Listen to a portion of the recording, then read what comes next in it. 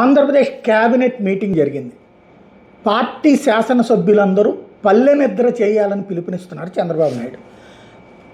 4 రోజుల పాటు పల్లెలకు వెళ్ళి అక్కడ పడుకుని అక్కడ ప్రజల సమస్యలు తెలుసుకోవాలి, దాని పరిష్కారం దిశగా అడుగులు వేయాలి అన్నటువంటి పాయింట్ తాజాగా చేస్తున్నటువంటి.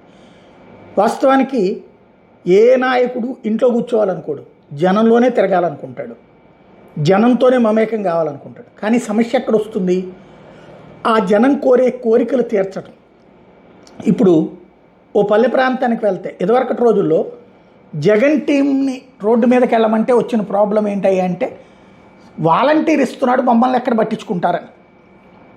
ఇప్పుడు అసలు ఏమీ ఇవ్వకపోతే ఏమని ఉంటుంది? పల్లె ప్రాంతానికి పల్లె నిద్రకి వెళ్తారు. వెళ్ళినప్పుడు ఏమవుతుంది? నవరత్నాలు మాకు అక్కర్లేదయ్యా, మీరు నడిపిస్తున్న పాలన బాగుందని చెప్తారా? మీరు ఇచ్చినటువంటి పెన్షన్ 1000 రూపాయలు పెంచారు కదయ్యా, ఆ 1000 రూపాయలతో మా జీవితాలు మొత్తం అద్భుతంగా సాగిపోతున్నాయండి అని చెప్తారా? లేదు, ఆ ఏరియాలో పెట్టినటువంటి బెల్ట్ షాప్ వల్ల తమ జీవితాల్లో మెరుగైన లైఫ్ వచ్చింది, ఇప్పుడు రూపాయి మిగులుతోందని చెప్తారా? ఇలాంటి సమస్యల్ని సంబంధించి అక్కడున్న పబ్లిక్కి తెలుసు కదా, ఇసుక ఎవరి దగ్గరికి వెళ్తుంది, బెల్ట్ షాప్ ఎవరి వల్ల వస్తుంది అన్నటువంటిది. అట్లాంటి వాటికి వాళ్ళు ఏం సమాధానం చెప్పగలుగుతారు? పైగా సంక్షేమం డబ్బులు వస్తుంటే అవి వస్తున్నాయి కదా, అవి చూసుకో అని చెప్తారు. పోనీ అవి లేనప్పుడు ఏమని సమాధానం చెప్తారు?